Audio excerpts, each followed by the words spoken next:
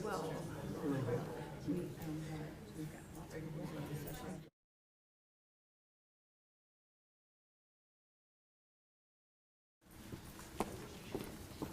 good morning. It's so good to see everybody in person. What's up, BFF?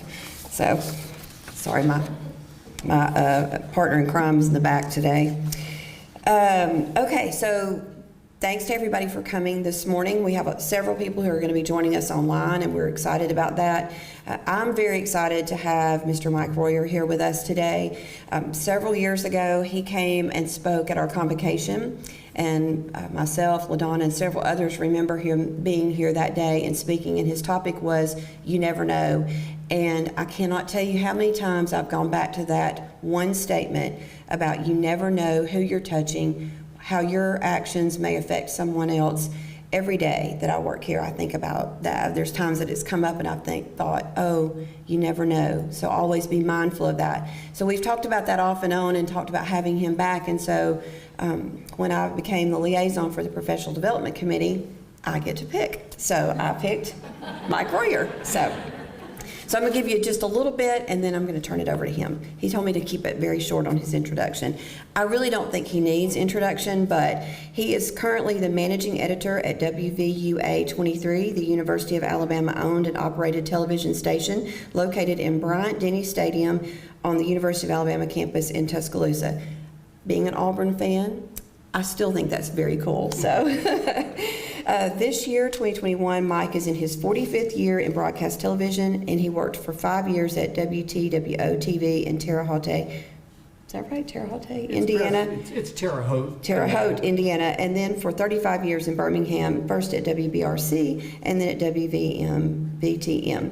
He has been at WVUA 23 since June of 2016. What I think is very important to know is that he anchored an Emmy Award-winning newscast and received the Edward R. Murrah Award for Broadcast Excellence, and he has been named Alabama's best television meteorologist 5 times by the Associated Press. He is married to his wife, Amy, and they have 2 sons, Jack, who you probably see on WIAT or CBS 42, and Will, who is a political analyst in Washington, D.C., where he lives with his wife, Hope, in Fairfax, Virginia. Please make welcome Mr. Mike Royer. Thanks, folks. It's good to be with you today. To those of you here and those watching streaming, if there are a few of you, it's good to be back at Wallace State. I remember speaking here before and was excited to get back. I haven't done much speaking lately. We're going to find out if I can still do this. During COVID, everything shut down and things I had scheduled to do got canceled, and I'm glad we're finally able to get back with some confidence of being around each other. Wear a mask if you want, don't wear one if you don't, get a vaccine if you want, don't if you don't have to, just whatever you decide. Someone asked me early on in the vaccine process if I trusted the vaccine. Do you trust science? Do you trust doctors? And my answer was, I trust teenagers at McDonald's who give me food once in a while. If I can trust them, surely I can trust medicine and doctors and my doctor who wants to keep me alive, I think. So I'm glad we're able to be together and be here today. I'm going to start off by seeing if I'm the oldest person in the room, and I may be. I'll probably refer to my age a couple of times here because some of my memories go back to childhood and some of the values I learned as a young person growing up on a farm in West Central Indiana. Does anyone else in the room remember where they were and what they were doing on this date in 58 years ago? Anyone? You do? Do you remember the date and where you were? You remember it, really? Only 2 of us? One more. You remember it? You remember it, really? Okay. We're not going to ask anyone's age. You do too. A few people do. November 22nd, 1963, President Kennedy was assassinated. And it was the period of time where I became aware of news and news media and how important it was. I was 11 years old in 1963. I'll be 70 in February. Someone please say, gee, you don't look 70. That's all right. But I became aware of news before that. My parents thought news was important. They watched the news every night, back when news was kind of appointment television at 6 o'clock. Harry Fry's on Channel 10. We're going to watch the news, and we're going to watch Walter Cronkite on CBS, and we watched it every night. I vaguely remember John Cameron Swayze anchoring the news sometime during the day, sponsored by Camel Cigarettes, and there was a big wooden sign in front of him that said Camel Cigarettes, and he had a cigarette in his hand while anchoring the news. Those of you in the health profession, can you imagine turning the newscast on and my son, good morning, welcome in, lights a cigarette? That would just be too, you can't imagine that, but that's the way it was back when even doctors were telling us that cigarettes were good for you in some advertisements. I want to thank you for watching me over the years. I was at Channel 6. I started my career in Indiana, worked there 5 years where I'm from, and I came to Channel 6 and did the weather there for 10 years. It's the best job in Birmingham television. I describe it as like a lake at sunset. That 10 years, we were owned by the same company, 2 general managers, 3 news directors, and it was just a joy, and it was fun. And I was working with people like Tom York and Joe Langston and Bill Bolin, and some of the guys that got into television when there was no one to tell them how to do it. So they just did it. And I learned from them and got to work with them, and Joe Langston became like a father to me and my best friend. I miss him every day. Joe gave me some of the best advice I've ever been given. While at Channel 13, I did a morning show there called Top of the Morning for about 3 years. Then I did weather for a while. And they offered me an anchor job, and I had lunch with Joe, and I said, Joe, they're offering me a new contract, a new 3-year contract. It's really a nice contract, but they want to make a news anchor out of me. What do you think? He goes, you're a broadcaster. You can do weather, sports, you can do anything. You can do a talk show. If you think you might like to do that, do it. I said, do you have any advice? He said, well, not really, but the key to being a good news anchor is sincerity. And once you learn to fake that, it's really not hard at all. So I tried to do that for about 25 years at Channel 13, and I retired in 2015. And I retired for about 8 months when both my wife Amy and me decided this wasn't a good idea. I don't have enough to do in retirement. So after I was at the University of Alabama one day, I had lunch with the dean, and Dean Mark Nelson said, Mike, we've got lots of people, brilliant professors who know how to teach media law. They know how to teach excellent writing, theory, all kinds of things. We don't have anyone to teach our students how to be in front of a camera on television. Do you think you can teach that? I said, well, that might be the one thing I can teach. And that's what I do at the University of Alabama. They own a TV station. It's a commercial station. It may be on your cable and satellite here. I think it is. Channel 23. We do a 5, 6, and 10 o'clock newscast. About half of the people in our newscast are students, and they're learning. And if you watch Tonight at 5, you'll go, whoa, there's a student. They're just not that good yet.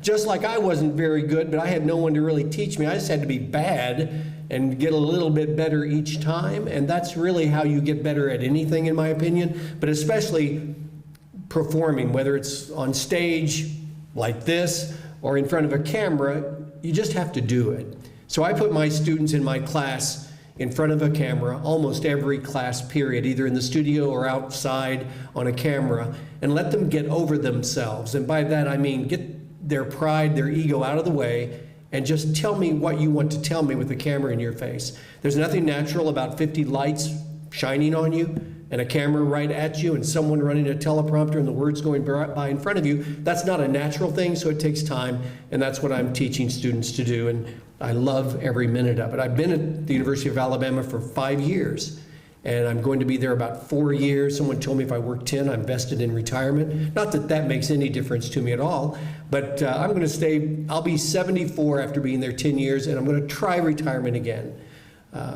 My wife, Amy, and I felt like the bulk of our hard work was done when we raised our 2 boys. Jack knew he wanted to be a broadcaster from the time he was 7 or 8. He'd go to work with me almost every day. He'd sit in the chair, in the sports chair, which you couldn't see, while I anchored the news. And I would anchor for a long time with Ani Lindenberg, and one of the funniest, most enjoyable people to work with ever. And while we would anchor the news, I could see Jack's head doing this, which is what you do when you first read a prompter, go like this, your head's going back and forth. But now he reads it, and you can't tell he's reading because he's done it a long time. I'm proud of Jack. He does a good job. My second son, Will, is the smart one. Jack and I are about the same. We both got out of college. Our GPAs were about the same as gas prices were about a year ago. But we got out of college. Will was like a straight A student, went to Birmingham Southern, studied overseas for a year, is fluent in Arabic, and he's got his dream job in Washington now, and just beginning that career, but I'm excited for him. My wife, Amy, and I have been married 27 years, which is a personal best for me. I'm kind of proud of that. And she now has the best job ever. If you ever get an opportunity for this job, she is a full-time Mountain Brook housewife. If you ever get offered that gig, take it. It's a very good job. But she did all of the hard work raising our boys, driving them to everything, piano and soccer and baseball and school and everything else. And so she is enjoying life, and I want her to. So I've been in education for 5 years. Some of you have been in education for decades or for years, know more about it than me. But I want to share with you this morning something I learned in my television career that directly applies to education.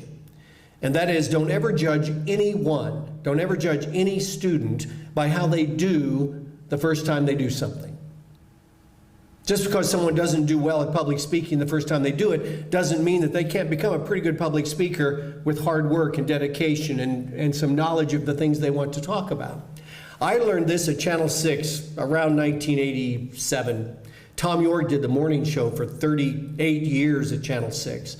And Tom liked me and I liked Tom. And whenever he would be away on vacation, day off, sick, I would fill in for him. Tom York's morning show. Good morning, Tom's away. I'm Mike Royer filling in today, and here's what we're going to do. And we did an hour every morning. Well, on Fridays, they would have the comedian from the comedy club come to the station. He'd be one of the guests. And by the way, comedians are the hardest people in the world to interview, but they want to attract people to come to the club and buy tickets and buy food and drinks and things at the club, so they'd come every Friday. One Friday, Tom was going to be off, and the producer called me and said, "You're filling in Friday, right?" And I said, "Yes, I'll be there." She said, "Well, we're going to do something a little different. It's July. There's not much going on. And so we're going to invite all three comics to come to the station. We're going to do a full hour of comedy. We're going to have the sales department invite clients. We'll have 60 or 70 folks in the studio. And we're going to do an hour. Each comic will do their routine on the show." I thought that sounded like a great idea, and it was.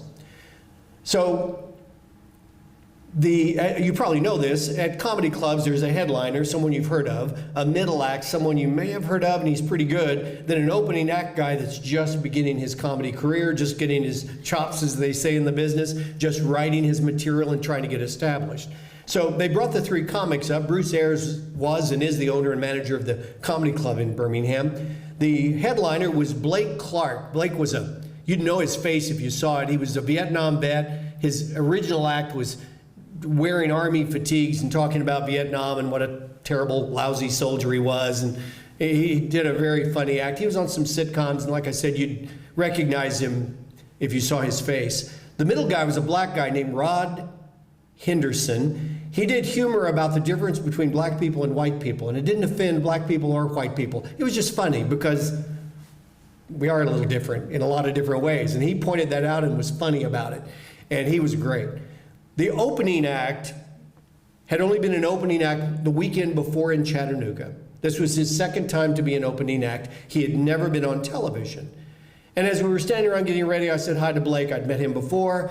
I was introduced to Rob Henderson. I hadn't met him before. And then they introduced me to the opening act guy. And he was shaking. And I said, "Hey, I'm Mike Roy." And he goes, "I'm a nervous wreck. I think I'm going to be sick." I said, "Are you ill?" He goes, "I am so nervous.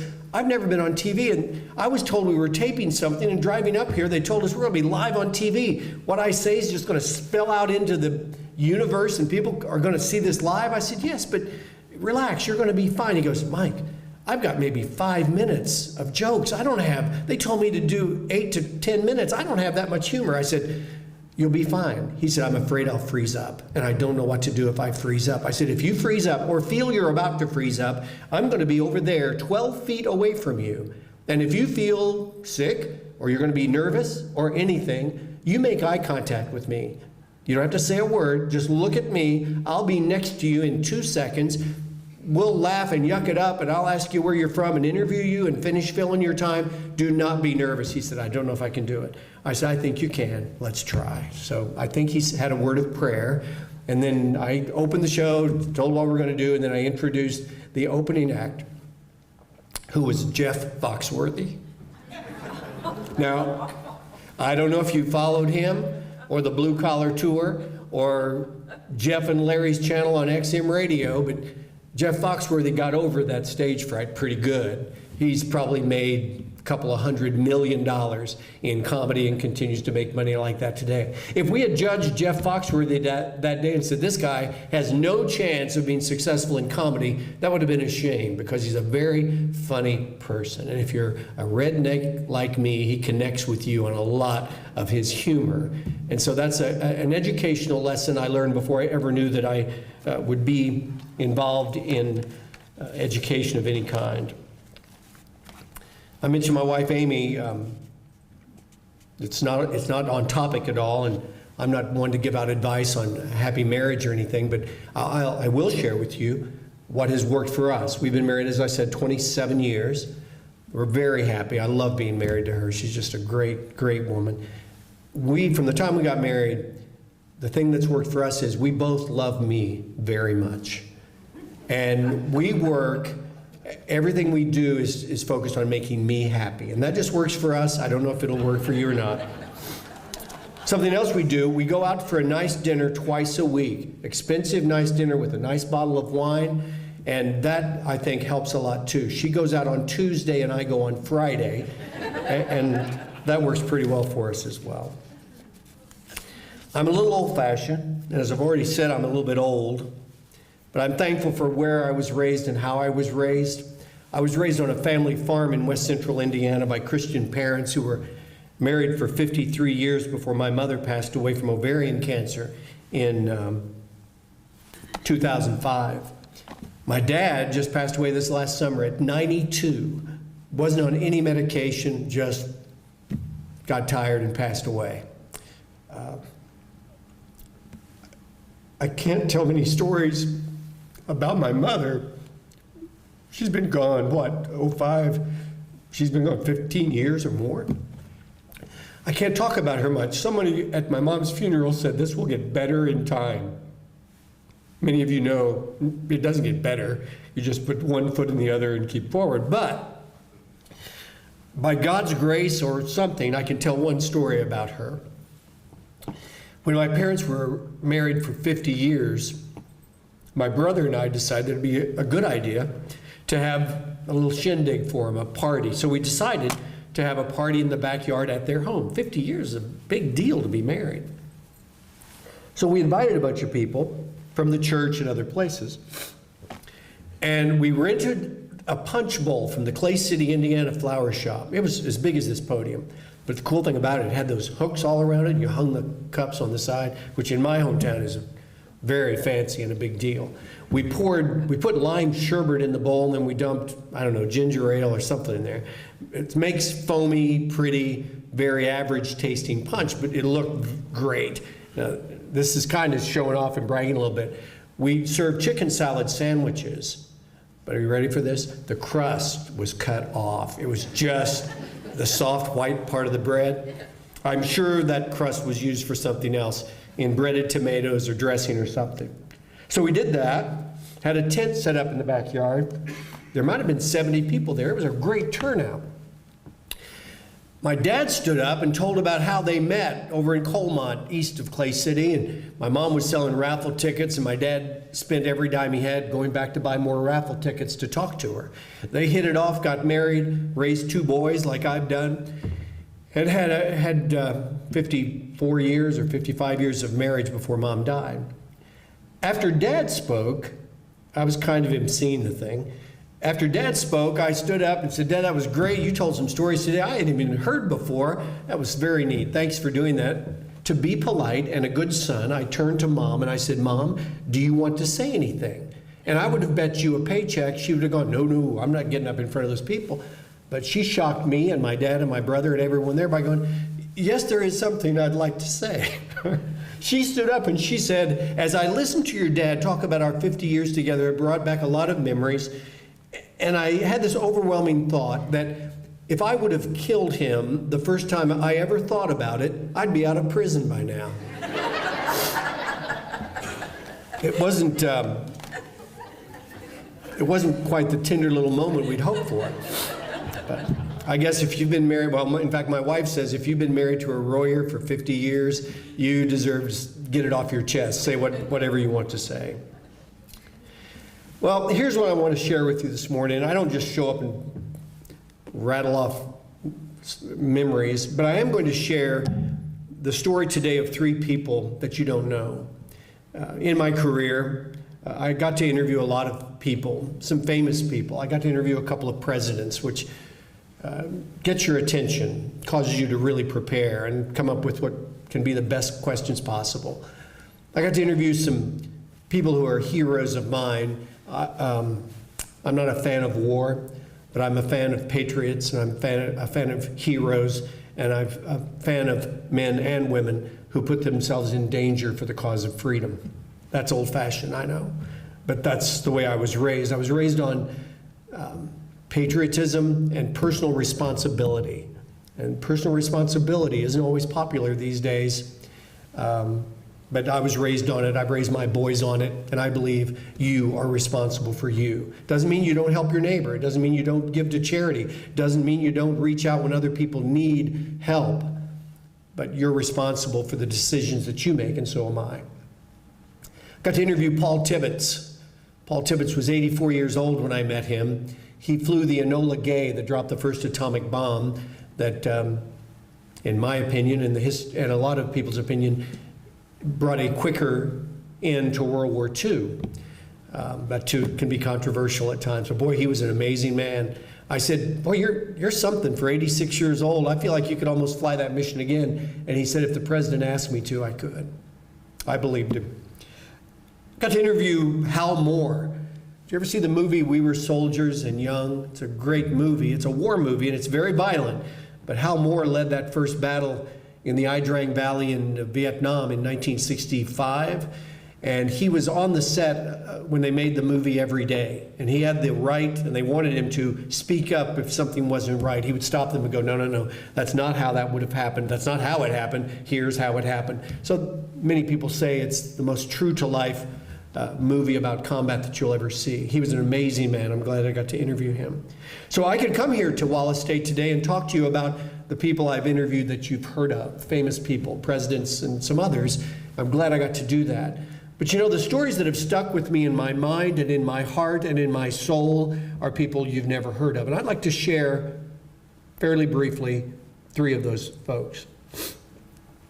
I've done a feature for most of my career called The Spirit of Alabama. As long as I've been in Alabama, pretty much I've done it. It's just a feature story about good people doing good things in our area. I still do it at Alabama. I do it some of the time. I'm trying to get students to do them more of the time. They need good feature stories like that to put on their reel when they start applying for jobs. So I'm trying to get students to do more of the Spirit of Alabama reports. I'm shooting a feature story later today with people who take care of abandoned animals. They're serving them Thanksgiving food today, a Thanksgiving meal at this little doghouse thing. Earth-shattering story? Of course not. Will other people do the story? Probably not. Will I love doing the story? Yeah, I really will. It'll be fun. It'll be a nice story and maybe put a smile on someone's face. But over the years, in doing the Spirit of Alabama stories, I've gotten to meet people that were not only good stories, but they changed me, and they challenged me, and they made me think about trying to be a better person. One of them was a lady in Columbiana named Mary B. Farr. When I met Mary B. Farr, she was 88 years old. She weighed 88 pounds, and every day she went for a walk. An 88-year-old lady walking the streets and sidewalks of Columbiana in itself might be a good story, but the story got much better. As Mary B. Farr walked the streets of Columbiana early in the morning, she would carry a plastic Piggly Wiggly sack with her, and she would pick up tin cans that had been discarded out of cars or dropped on the street. So a story about an 88-year-old woman walking the streets of Columbiana fighting litter by picking up tin cans would be a good story. But it's even better than that. Mary B. Farr was a widow. Her husband was a coal miner. She got a very small pension from that. She got a very small Social Security check, and frankly didn't have enough money to pay her rent and buy her medicine and buy all her food, so her children pitched in every month to get what their mother needed. The day I went to Columbiana and met Mary B. Farr and interviewed her, she told me that on most mornings she'll pick up 4, 5, 6 cans, almost every morning. But on Saturday and Sunday mornings, she said she would pick up 8 or 10 or 12 cans. 18 is the most she ever picked up one Sunday morning.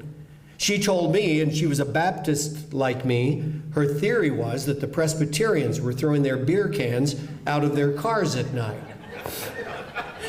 I knew that had to be true because any good Baptist knows you hide your beer cans under your car seat and you discard them at a closed gas station in the dark of night. That might be in Scripture somewhere, I'm not sure. But we Baptists are nothing if we're not sneaky.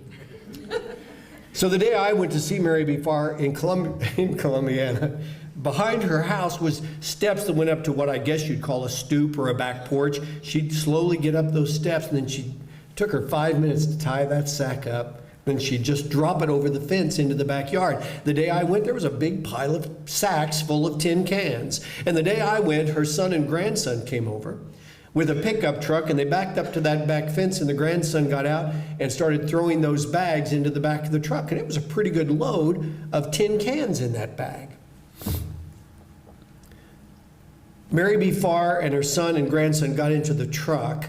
I followed them in a news unit, driving with one hand, and I had a camera on my shoulder, following them out of Columbiana on paved roads, then, I guess, gravel roads. And then we turned up a red dirt driveway that wound around behind a little white wooden Baptist church out in the country. And we went behind the church, and behind the church there was a steel cage wider than I can reach, just a little bit wider, about this tall, and it had a gate on its front that a bolt kept closed. The grandson took the bolt out and squeaked that gate open, and then he started tearing those sacks open and just dumping the cans alone into that cage. I came to find out that about 3 times a year, a big aluminum blue truck from the aluminum recycling plant would come. Sometimes in the middle of the night. They never knew when it came, really. But that big old truck somehow got back behind that church and would lower its forks down, hook onto that cage, pick it up, and you've seen it done, dump it back over the back into the truck. And a week or so later, a check would arrive. Wasn't a lot, but it was substantial. The value of that aluminum to the recycling plant, and the check wasn't made out to Mary B. Farr. It was made out to that little country church. That's been 25 years ago, and it still touches me to think about this little old lady. That money at that church was enough to pay for the youth programs at that church. Not a big church, not a lot of youth, but Mary B. Farr taught me that day about the value of sacrificial giving. I'll bet everybody in this room could write a check for the annual amount of the value of that aluminum, and it would just be another debit in your checkbook. I'm just guessing. Maybe, maybe not. But she didn't have money to give, but she figured out a way to be significant in the lives of the young people of that church. I'll never forget her. She died on my birthday, and so I went to her funeral, and I wasn't the only one there, with stories about Mary B. Farr. Everybody told something about this little 88-year-old, 88-pound woman and how she touched the lives of people in Columbiana.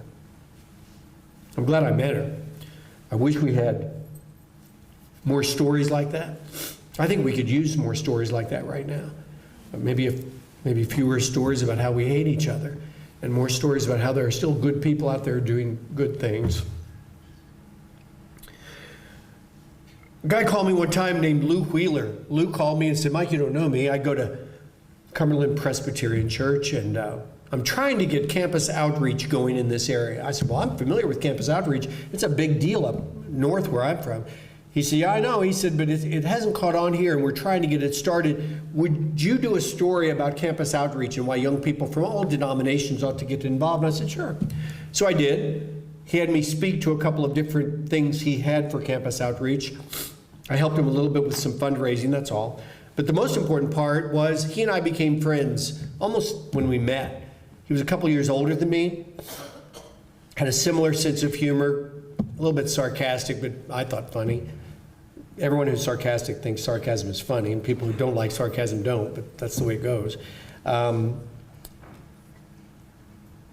We would meet for lunch maybe once a month, but we'd talk every week about how things were going, what's going on in our lives and with our children and our family. And he was really a good friend. He called me one day and said, Mike, I've got some good news and I've got some bad news. Well, I never like hearing that at all, but he said, the bad news is I've got cancer. The good news is it's the kind that caught early, and it has been. It ought to be treated and I should be fine. Well, so that seemed okay, and so we just went on with our lives, and then we found out that his diagnosis was wrong. The kind of cancer they thought he had wasn't what he had, so the treatment they were doing was not helpful at all. In fact, it may have made it worse. So he went from, I've got cancer, but I'm going to be okay, to I've got cancer and it's going to be a little tougher than we thought, to now they're giving me about a 50-50 chance of surviving, to now I've got maybe 3 to 4 months to live. Everything that could go wrong in diagnosis and treatment went wrong for my friend Lou Wheeler. I would go see him at his house. Usually on Wednesdays. His wife went to get her hair done on Wednesdays, so I'd go visit him while she was gone. And so we'd sit and talk for a while. Sometimes we wouldn't talk at all, but we'd just be together for a little while before I had to go to work. I'd hear the garage door open. I knew Linda was home, so I'd say, hey, I'm going to get to work now, Lou. I'll see you next week. And this happened for a couple of months. I'd see him almost every week. And the last time I saw Lou Wheeler alive, I said, Lou, I'll see you next week. And I walked away to go out the front door, and when I got to the door, Lou said, Mike, hold it a second. So I stopped in the front door. I was just about to walk out the door. He said, hang on a second, there's something I need to tell you. I thought, oh boy, can the news get any worse than what he's already shared with me? He got the walker next to his table and walked over to me slowly, and the way he came to me, we didn't stand with me in the door and him inside. We ended up kind of in the doorway like this, so we were this close to each other. And he started talking, and as he did something only one other person has ever done in my entire life. Using his index finger, he did this on my chest as he talked. He says, there's something I want to tell you. The only other person that had ever done that was my dad. My dad would say, you ever talk to your mother like that? And he meant it too. I could open up my shirt today and show you little dents right through there where Dad did it. But Lou did it in kind of a gentle way. There's something I want to tell you. I didn't say anything, and he said, I want you to think. He died 2 weeks after this.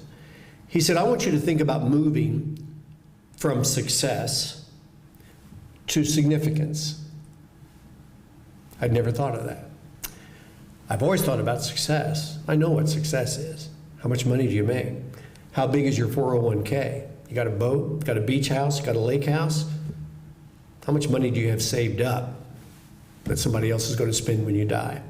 That's success. And that's really pretty easy if you're willing to work hard and use whatever skills you have. You can be successful. Significance is another thing. He asked me if I knew the difference in the two, and I said what you might say, well, I think I do, but he was determined he was going to remind me of the difference. Significance is making life better for others, making someone else's life better, meeting the needs other people can't meet. That is significant. And I'll never forget the last thing he said. He said, Mike, when you die, there's not going to be a thing in the paper about your boat or about your money or about your wife's jewelry or what kind of car you drive. That won't be in the obituary, but maybe, just maybe, there'll be something in your obituary about how you touched others. I think about Lou all the time.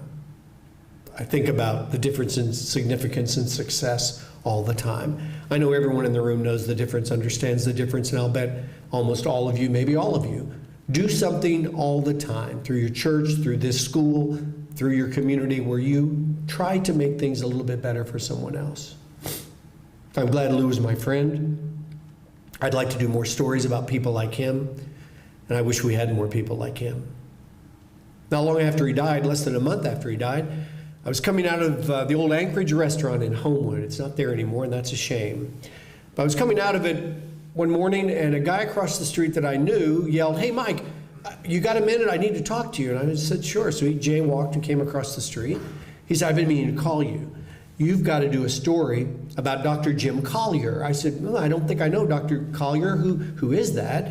He said, "Well, Dr. Jim Collier is an ophthalmologist over at Brookwood. This guy is a genius. He can tell more about your health by looking in your eyes than a lot of doctors can with the full fleet of blood tests and analysis and stuff they do. He's a brilliant man." I said, "Well, that's interesting." I thought, it'd be kind of odd just to do a story about a good doctor, but I guess I could consider that.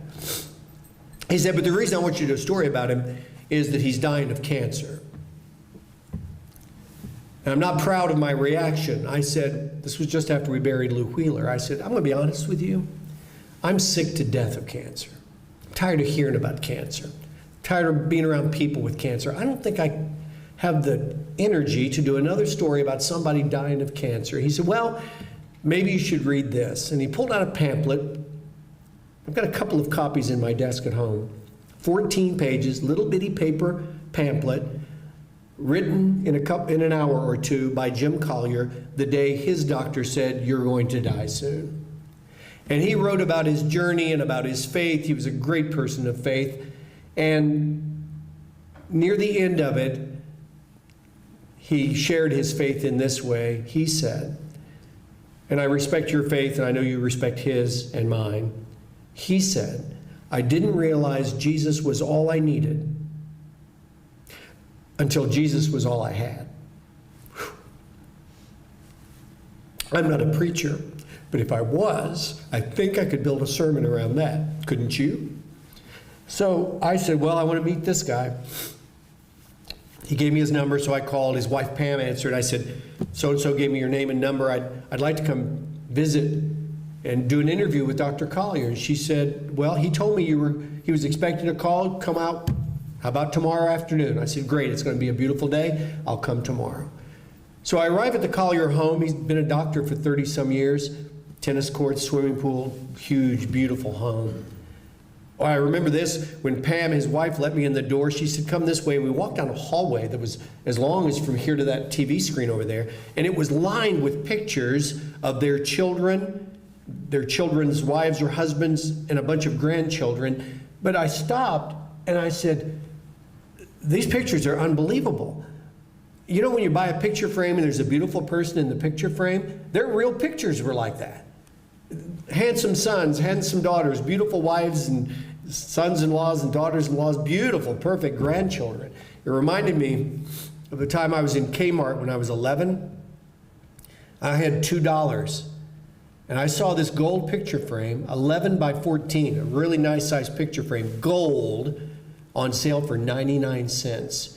And the picture in that picture frame was a beautiful blonde woman running on a beach in a swimsuit. When you're 11, and you see a picture of especially in 1962 or 3, and you see a beautiful blonde woman in a swimsuit running on the beach, you stop and take a second look. Well, I bought that picture frame and I took it home. And I set it on my dresser, and my mom came in and she said, "Did your dad know you bought that?" And I said, "Well, I did. He did after I bought it, but I just bought it. I had $2 and it was only 99 cents. She said, "Well, okay, but what picture are you going to put in that frame?" And I said, "That picture." "Why would you ever consider taking that picture out?" My wife still finds it a little odd, but it's a really good picture. So Pam led me down the hallway with all those beautiful pictures, and then she said, "If you'd like, it's a pretty day, you could do your interview out on the patio." I said, "That'd be great." So we went out on the patio. I was by myself. I didn't have a photographer. And I set the camera up on a tripod. I had a little light that I used, but didn't really need it. It was so pretty, but I used a little bit of light. I'll never forget it. I had a lav microphone that I clipped onto his shirt. And they brought him out in a wheelchair. He died 11 or 12 days after this day. They situated him. I situated my camera. I put the microphone on him. It was a great interview. He was just so kind, and he was totally at peace. He knew he would die soon. But I'd never met anyone like that. And I think maybe he was the first guy to ever make me think about, for goodness sakes, don't worry about dying. Worry about living. Don't worry about dying. Don't think about dying. I interviewed him. He gave me great answers to, I think, were pretty good questions. And at the end of the interview, I thought, I need an ending soundbite, as we call it. I need one more thing to end this with. So I zoomed my camera in pretty close to his face, so his face pretty much filled the screen. I said, Dr. Collier, I know you're tired. I appreciate your time. I'm going to make this my last question today. We've been out here long enough, and I know you want to rest. So I said, Dr. Collier, what is your prognosis? I thought it was a pretty good question, and I thought you should never anticipate answers, just get the answer you're going to get. I thought he would say something like, well, we've done all we can and we're just hoping for the best, or we're praying for a miracle, or we've turned it over to God, whatever. I just thought whatever he said would probably be the last thing I'd use in that story about Dr. Jim Collier. But he surprised me when I asked him that question. Dr. Collier, what is your prognosis? His eyes left my camera and his eyes locked on my eyes, and he said, my prognosis is exactly the same as yours. What a great answer. What a true answer. We were both promised, he said, that day. In fact, you and I are promised this moment, he said. On this beautiful sunny day, our prognosis is exactly the same. And I remember thinking, that's a good soundbite, but that's not true. I'm in my late 30s, early 40s. I've got 2 sons to raise. He's got oxygen tubes in his nose. And when he talked, you'd hear that sound of him needing that help. And in between answers, I thought, we don't have the same prognosis, but we do, don't we? When I tell this story to young people, I make sure I point out this story about knowing your prognosis isn't about dying at all. It's just the opposite. Knowing your prognosis, ladies and gentlemen, today is knowing that today is a gift. Tomorrow might be a gift, but it's not guaranteed. Thanksgiving Day may be a gift, but it's not guaranteed. Curling up next to your TV and watching the Iron Bowl Saturday is a gift, but it may not happen. You may not be there. But this story isn't about dying. It's about living, and living every single day to its fullest. Finding ways to be significant to others, finding ways to be kind to others, finding ways to try to understand other people's perspective, which sometimes we're not very good at. Do you know what your prognosis is today? Same as mine.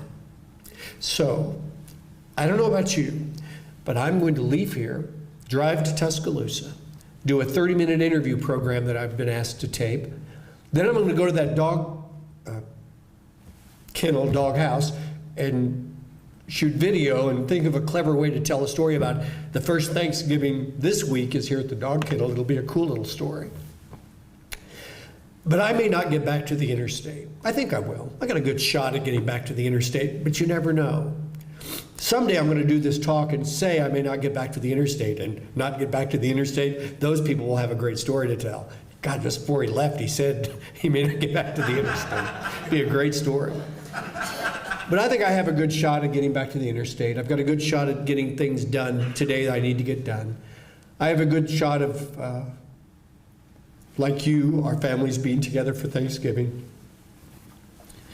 So I would leave you with that. Know what your prognosis is. Treat every day as a gift, because it actually is. I don't know how many years ago I spoke here, 15 years ago. I hope you'll invite me back. 12 or 15 years probably ought to be about right again. I hope you have a great remainder of this school year. I hope you love what you're doing. I hope you and your family have a wonderful holiday season. I hope your team wins Saturday in the Iron Bowl. I have a big red A on my paycheck, so I have to root for Alabama. But I hope you have a great rest of your year. I know these meetings are required, but I hope you leave here not sorry that you were required to be here. Thank you so much.